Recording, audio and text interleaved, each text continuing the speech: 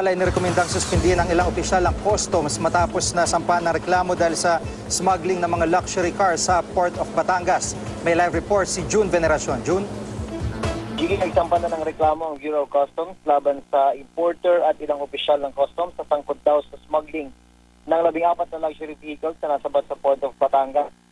79 million pesos daw ang nawalang kita sana ng gobyerno kung nakalusot ang umano'y smuggling ng 14 na top flying vehicles na dumating sa Port of Batangas noong Hulyo.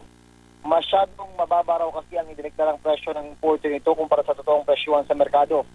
Dahil dito, nagsampa ng reklamo ang customs sa Department of Justice laban sa 8 individual kasama na ang importer at ilang opisyal ng customs sa Port of Batangas.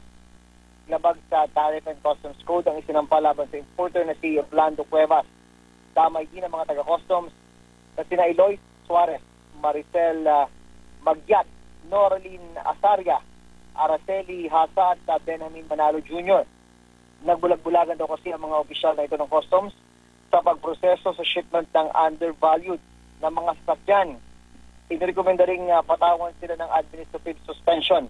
Sinusubukan pa ng GMA News na makuha ang panig ng mga taong inireklamo sa DOJ.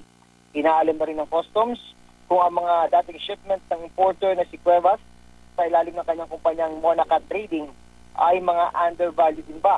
Sabi ni Customs Commissioner Alberto Lina, magsilbi raw na warning ito sa iba pang smuggler na nagbabantay ng customs sa mga pantalan sa buong bansa.